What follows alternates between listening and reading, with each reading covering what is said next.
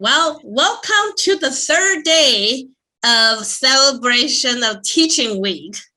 And I am very thrilled to start the session.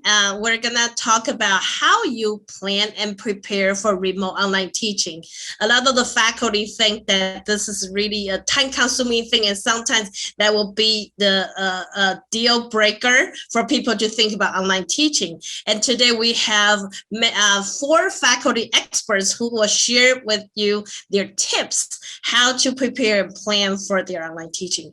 And before we start today's session, my name is Megan Lingnos. I'm the Director of Learning Experience Design Online Education at Division of Teaching Innovation Excellence.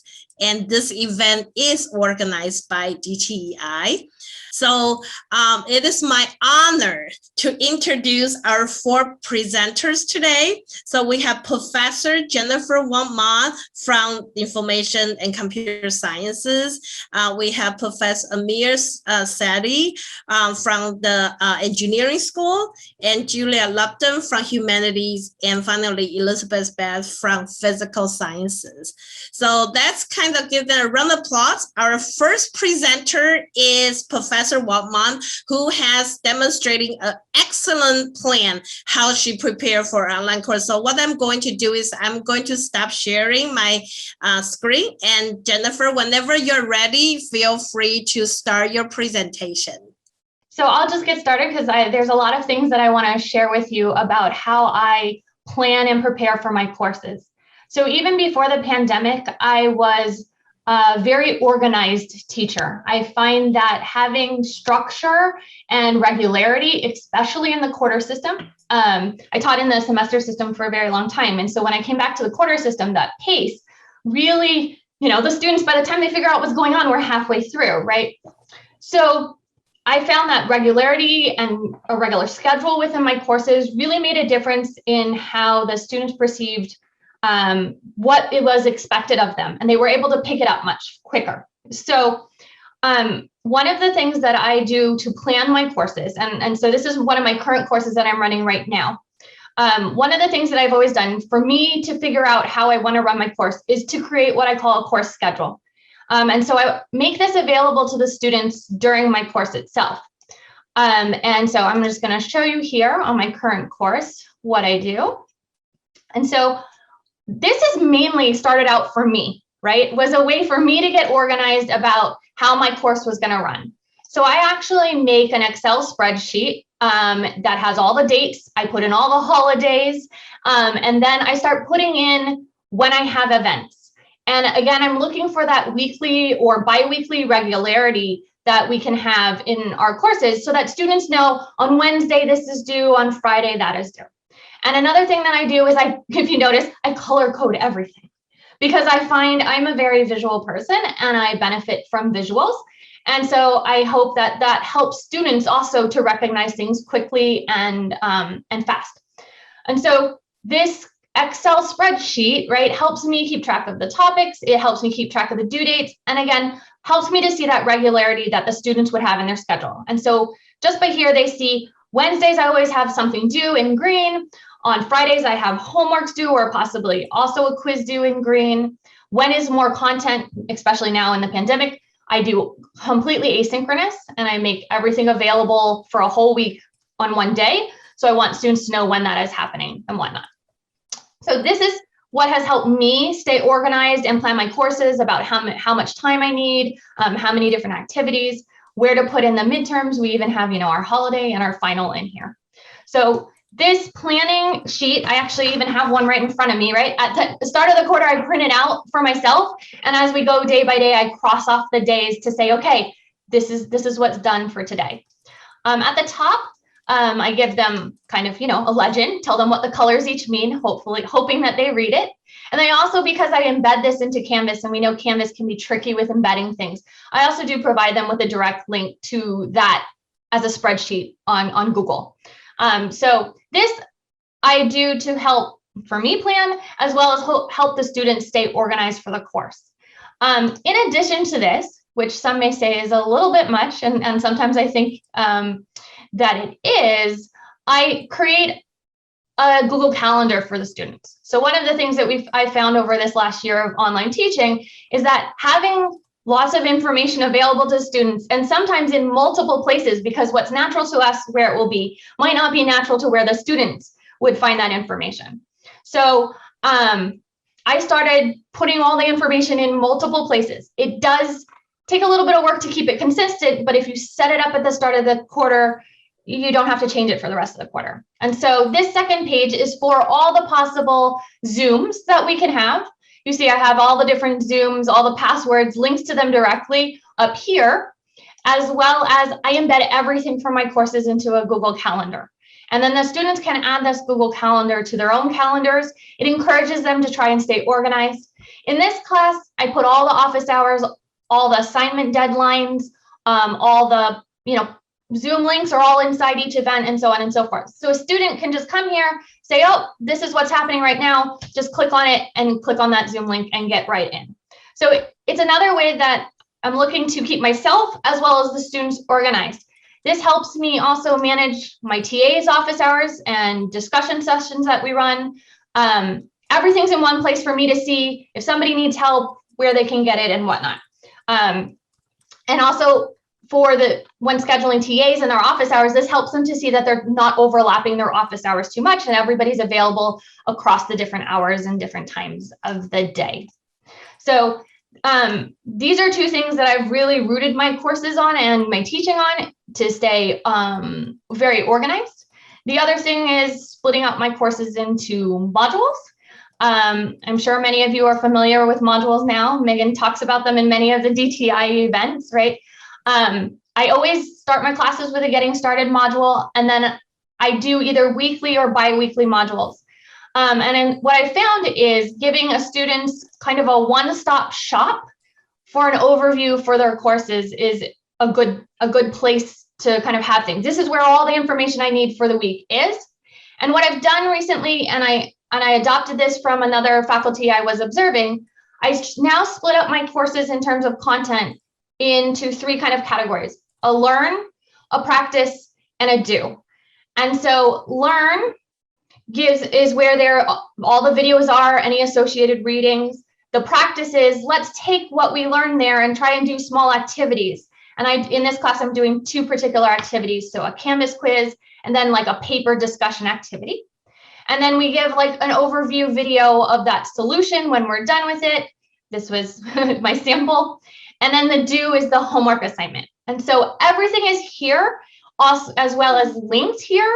And then within the module, each of those assignments are also available, right? So if we go back to the module view, you can see them, all listed here. So this is two ways that the students can find the material that they need, that it's not overwhelming, but they kind of systematically know what to expect each week. One of the other things that I do, and I'm going to switch my screen for a second to my other course, is to, let's see, where is it? In order to prep, because I send a lot of announcements to my students to keep them informed. Actually, I'm going to leave the student view because you can't see in the student view what I want to show you. What I do ahead of time in my courses is, because I know that at the start of every week, I want to keep the students informed, I plan an email template for each one of those weeks. And so what I've done is kind of make myself reference emails that I can use as my starting template for that week, talking about the content that we're going to view that week, talking about any reminders, any updates on homework. I give myself placeholders where I want to paste in stats or things from the homework.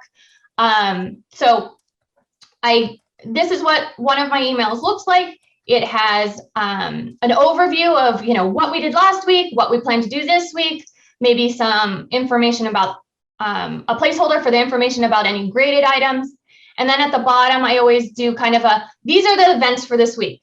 Notice again, I'm kind of repeating what was going on because they had all of that information in the Google template. They had it in the full schedule, but this is like a quick recap for them again. Here's all the things that you want to remember to do this week. here's when we're available for assistance, drop-in hours, and things like that. So this helps me stay on track, be prepared, have everything kind of up front, and everything I try to keep with the same format, so it's very consistent and the students know where to look. So maybe actually I'll answer the question that's in the chat. So someone asked, do you fill the overview calendar and the Google Calendar as you go, perhaps 1 or 2 weeks in advance? I actually have everything set up from the very, very beginning. So this is my other course, right? So you can see this is a bi-weekly version of this course. So in this class, I set up my modules to be bi-weekly. So they're 2 weeks modules. This is a 6-unit course. So I know it looks like a lot of things are due, but it is a 6-unit course with labs. But I set up all of this ahead of time, and I really try my best not to change anything, because again, I believe in that regularity for the students. Yes, every once in a while something goes wrong and we move something. Sometimes office hours get canceled. That's why I very much encourage the students to always be checking back, reading the announcements. I do blast out anytime there's a change, and I do make those changes on all of the different places. So if I do make a change, I'll send an email, I'll update this Google sheet. That's why it's a live embedding, and they have the live web link, so that if I change it, they're going to see it 5 minutes later. In terms of the Google Calendar, if somebody cancels their office hours, my TAs know to delete it from the calendar. If the students embed that calendar in their own Google Calendar, it automatically disappears, right? And so that's another reason why I encourage them to have everything kind of at their fingertips. But yeah, sometimes we have to deviate. There's not much what we can do. Since I have 2 more minutes, I'll show you in my other course how I set up my overview content for this course. So here I've altered, because it's 2-week modules, I altered from that other course a little bit, and I try and give more visual icons because I have different types of items. So lecture videos, reading quizzes, and the labs that they have. So and then I split this one up into 3 parts, and so they have time to look at all the pieces. We have module content, homework, and then I run live Q&A sessions, so I want to make sure all of them know when that is and where it is, and all those are also on the calendar, linked, and everything else. So anyways, this is how I plan, very structured, trying to keep myself organized, and then hopefully convey that to the students, and they can see that regularity and that structure too.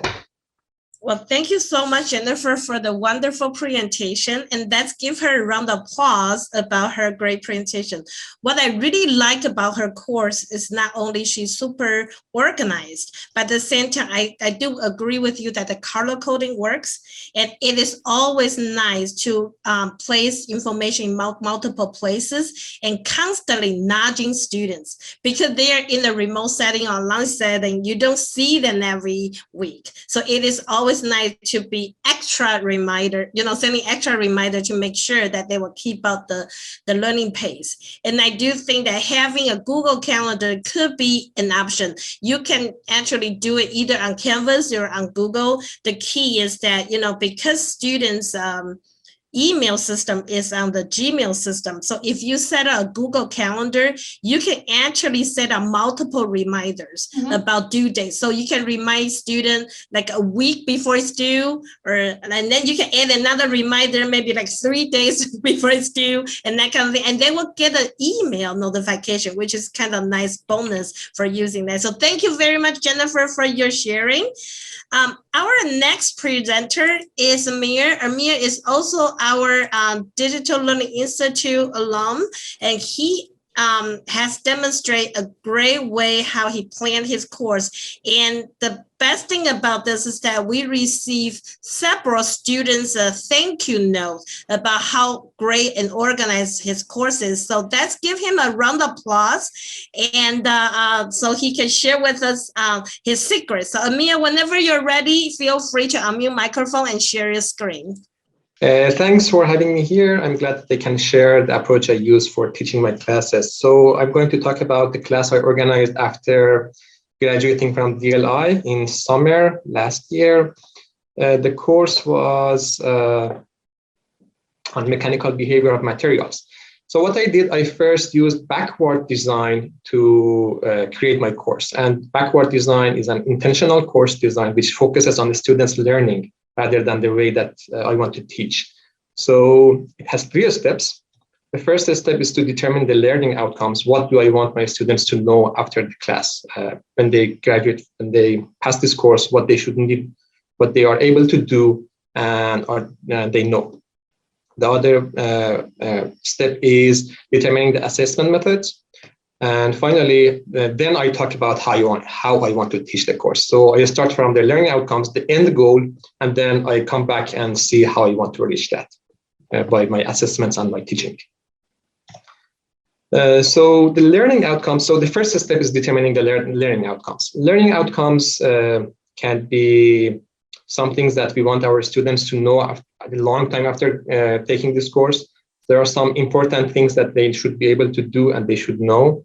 And there are some things that it is worth being familiar with, but it's not the core of the course. So we have these in this figure here. And to determine the learning outcomes, to see in which group they sit, so we can ask different questions. The first question is, what should the students hear, read, view, explore, or otherwise encounter? So this will be the things that will be in the red area here.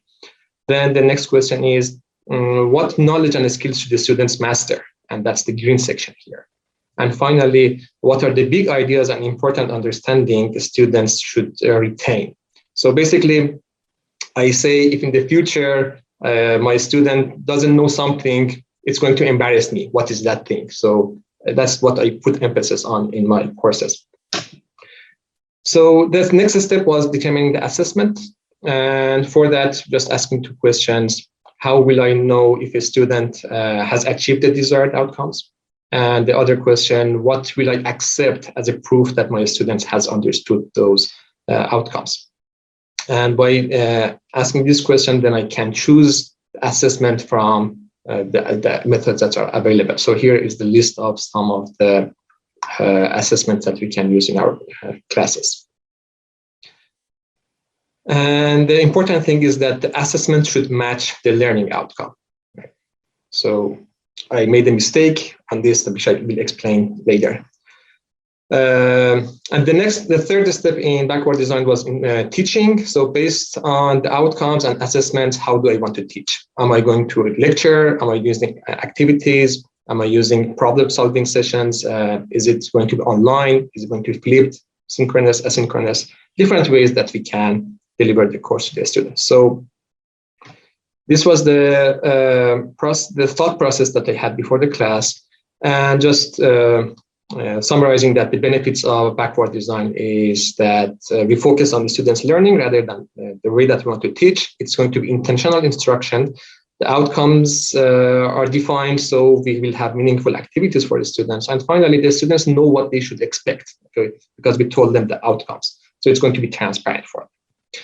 And so more information about backward design, so you can find it here. There are some books and forums that are available here so that we can use for our classes. So let's talk about my course. So in my course, I had 8 objectives for the students. So after going through them, I decided that these last 3 are the things that I want them to learn and endure for after passing the course. So the mechanical behavior of materials, okay, and how they use them in their design, to function in multidisciplinary teams and communicate effectively, basically orally, about the engineering topics and principles. Having in mind, I used different assignments. The first one was reading. So I used Perusall and posted the things, the papers that I wanted my students to read and master. So I quickly share Perusall. So Perusall is available via Canvas. So you can activate that by going to settings, and it will show up here in the list here on the menu here. And here you can upload videos, okay, or documents or websites. So you just upload them here, and then you can create assignments for your students. And then they can watch the videos. If you are assigning videos, for example, this one is a video. I just open it for you here. And you see that the students left comments here. So wherever they find something interesting or they have a question, they can pause, post their questions, and either the instructor or other students can go and comment on that. Right? And other type of assignment is just regular reading assignments. Here is another paper I shared with them. And in the same way, the students just went through that. Okay, someone found this part interesting, so just highlighted that. Okay, so if you just highlight this like this here, you can leave comments. So students left comments here, and I gave them, for example, you need to leave 5 comments on this reading or on this video so that you can get full credit. So that was how I approached this type of assignment. Then lecture videos, I recorded my videos, posted for them. They were supposed to watch them, quizzes. They had weekly quizzes based on the content of the videos, reflection assignments. So each week I was giving them one question that the students needed to reflect on that. So the question could be, what was the most difficult topic of this course that you didn't learn? And there were other types of questions. For example, this one. One session, the topic was about fracture, how materials break. So I started my lecture by having this video for them. So, and finally, this huge rock breaks. Okay, so I showed them this video, and in the reflection assignment, I asked, okay, what are the mechanisms? What is the engineering concept that this worker is using to break this huge stone? And what are the what type of fracture is that? Okay, so these are the things that are already covered in the course, so then they should know. So they just go back, read the content, find the relevance between the video, how what they learned is used practically in such a case. Discussion sessions. So I planned to have them in groups in breakout rooms to work on problems, and homework, again, weekly homeworks and group project. I didn't have any final exam or midterm exams, so I had group projects for them, and it worked like this. You need to find 3 papers on a specific topic. You choose the topic yourself. The first paper is a review paper about that specific topic, for example, fracture. Then the second paper is a general study of that topic. And then finally, a third paper that is specifically discussing the mechanisms of the second paper. Okay, so they go from something very broad to something very narrow.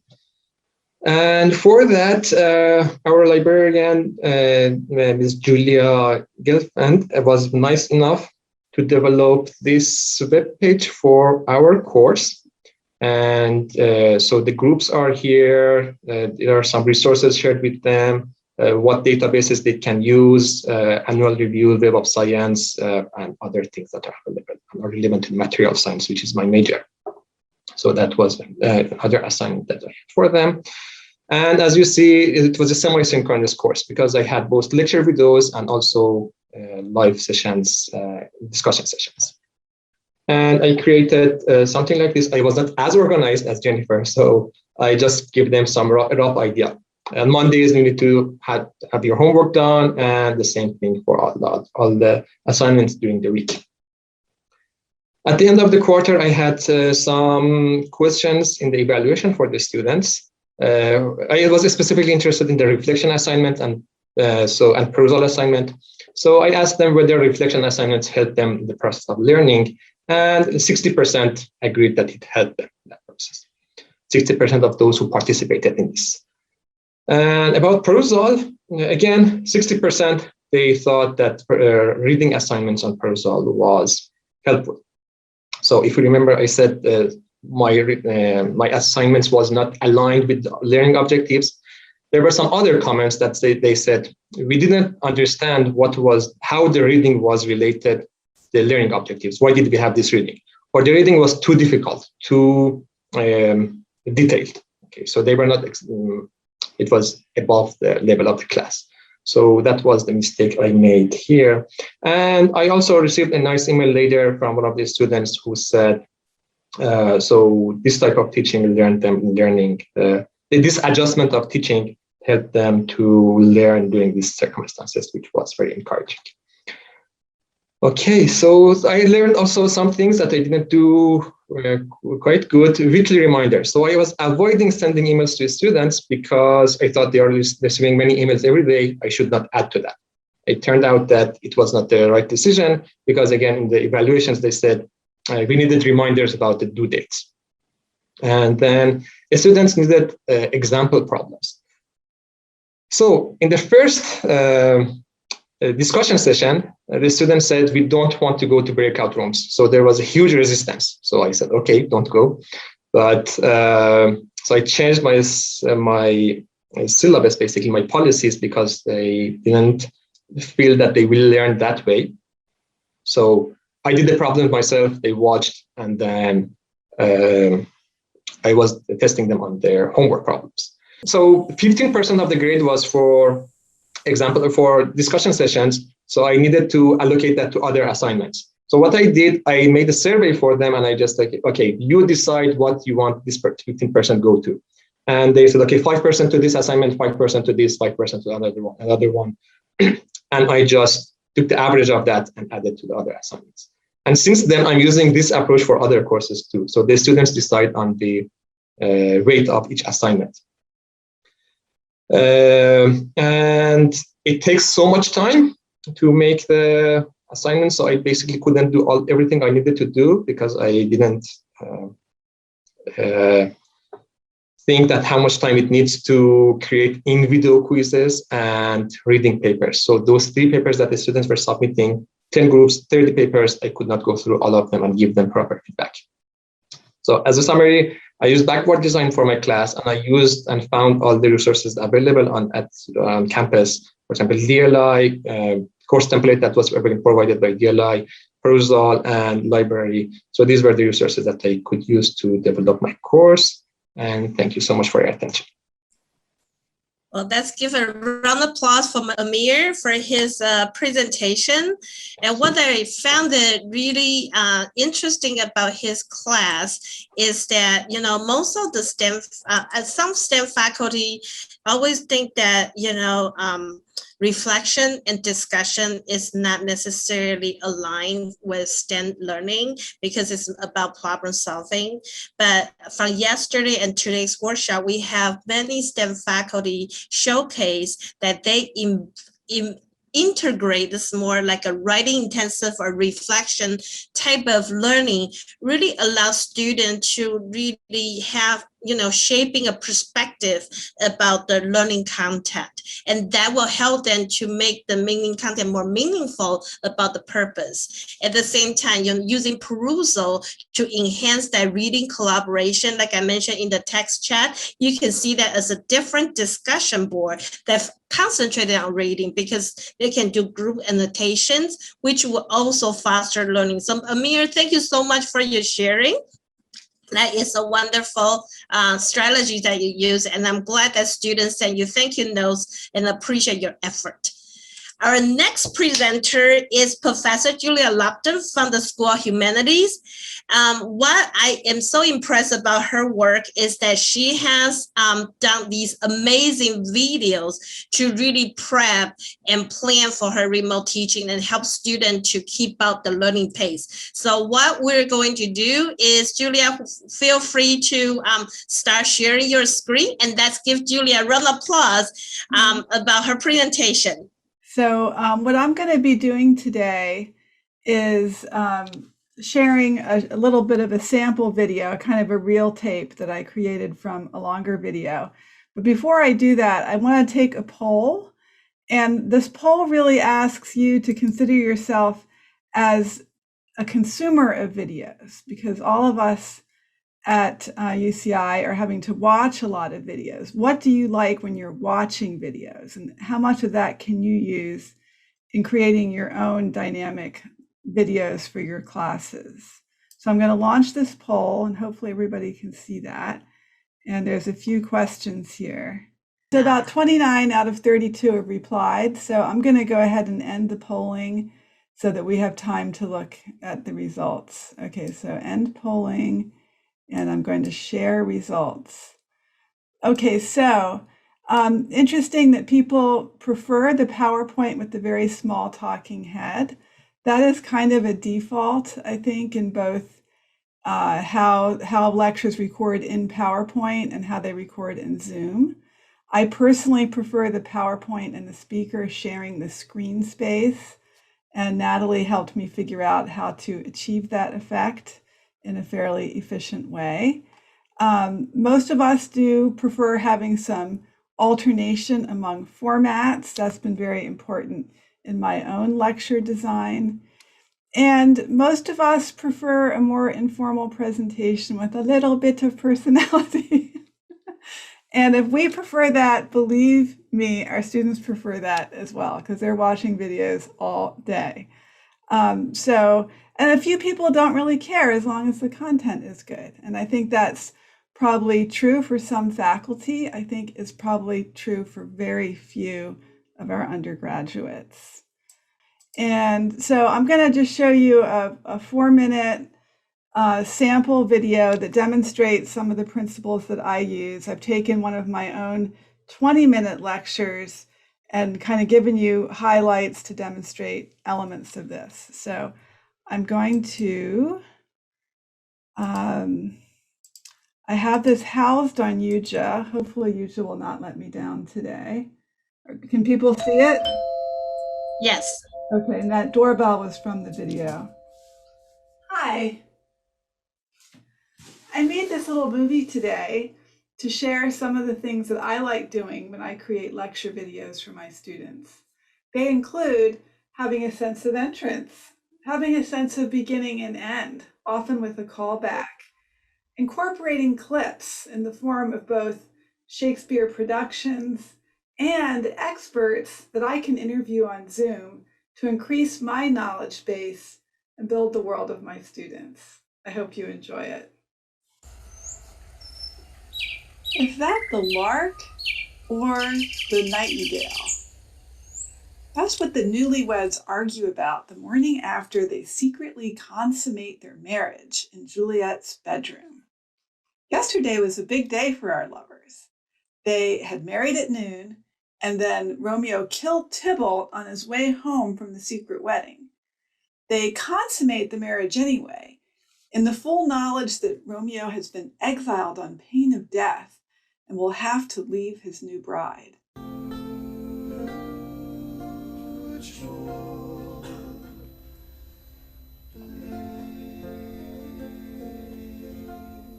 Wilt thou be gone? It is not yet near day. It was the nightingale and not the lark that pierced the fearful hollow of thine ear. After I show the full clip, I go through the passage image by image until I get to a reference to some obscure musical theory.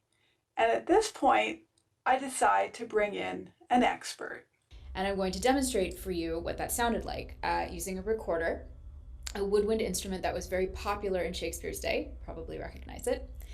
So as you might guess, division works by dividing up musical intervals. So imagine that you're singing or playing a melody which has a big interval between notes, like a fifth.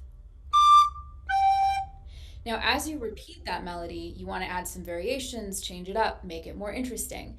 And Renaissance musicians would do a lot of improvisation of these kinds of variations and melodic decorations, not unlike what jazz musicians do today. So one way to ornament this interval with divisions is to divide up the notes so there are smaller intervals. So we go from this to this, or Pretty interesting, right? In fact, this scene becomes an actual duet or a song for two voices when the play is adapted into opera, a form of musical theater. Let's hear just a little bit of this operatic duet together.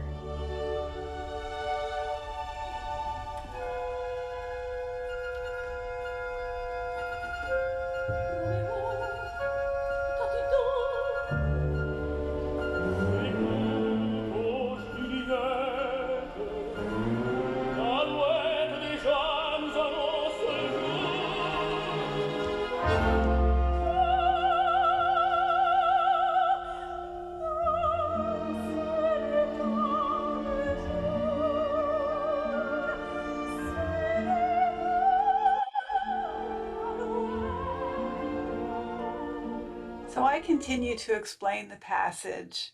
And then at the very end, I try to have a callback that brings us to the beginning of the lecture. And by the way, the bird song you heard at the beginning, I chose the nightingale and not the lark. See you soon.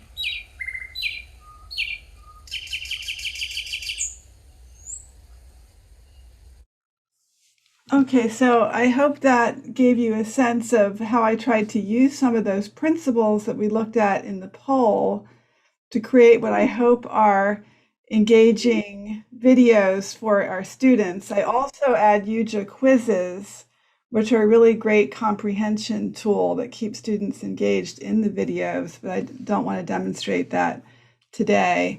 In terms of preparation, it's really learning these skills and figuring out which of those dimensions are most important to me. Like I got really obsessed with having the face be bigger in the video for more intimacy with the students and with my audience. And so I went through a lot of searching through different tools, and finally Natalie helped me kind of nail that. So I'm probably out of time, and I want to make sure we have time for the next person, but thank you for letting me share a little bit of Romeo and Juliet with you today, because that's always my learning outcome, make them love Shakespeare. So my thanks to DTEI and everyone who's helped me learn some of these skills. Thank you very much for our 4 presenters. Wonderful presentation. So now it's a Q&A session. I want to see if anybody in the audience has any questions. Can I ask a question? Sure. Yes. Hi, Sergey. I've been thinking about the topic of calendars. Do you have recommendations for the best days of the week to set deadlines for repeated assignments? I mean, students, usually tell me, please never set deadlines, for Fridays, and never set deadlines for such and such days. But I don't really have a systematic answer to what's the least busy day of the week. Sure. And I can let our panel speaker to recommend, but based on my preference, I think that when you teach a remote or online courses, it's better to set out 1 or 2 deadlines each week, no more than that. Otherwise, student will feel very overwhelmed. And it's always nice to set up the same date every week, so there's some sort of pattern for them to follow. In terms of what would be the best date, I think you really need to analyze your audience. For normal online learners, a lot of them, I'm not sure if that applies to UCI, but in the regular settings, a lot of the adult learners who actually have a work schedule during the day, so they will prefer to have a deadline on the weekend. And that may apply to our students, especially during the pandemic. So you need to, I love the way that Amir shows the study roadmap with a different date. So he has suggested a study roadmap to ask students maybe like a Monday for the readings, or Tuesday for watching videos, and Wednesday to do this. So that will be a nice way to suggest students about how they can be successful studying this course. But in terms of the day, I don't know, does any of the panel, our faculty presenter, do you have any suggestion? What would be the best day to set out due dates? So I can give my 2 cents on that one. I've tried many different due dates. Although in my courses, right, I think it depends a little bit about the courses and the type of assignments that you have. So in my courses, I teach programming and computer science, right? So normally the students have 2 weeks to work on this program, this large thing. So I find it very reasonable to ask them to submit their assignments on Friday at 8 p.m. And because they've had ample time, and the help availability is earlier in the week. So it kind of helps them also start earlier, so they're not waiting to the last minute so that they can get help. I selfishly do this for a little bit of a reason also, because students with programming find that if I have it due on a Saturday or a Sunday, they bombard my inbox as well as the message boards with requests for help all over the weekend, and feel like they've been abandoned if we're not answering them on the weekend. So it's a slightly selfish motivation there.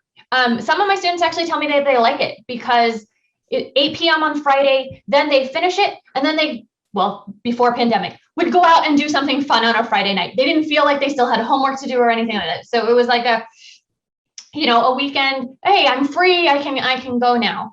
In the pandemic, I have allowed students to have 48 hours on a couple homeworks. They can turn them in 48 hours late without any penalty. And this has additionally helped with those Friday deadlines because now they know that 48 hours is on the weekend where they get to plan and use as much time as they want.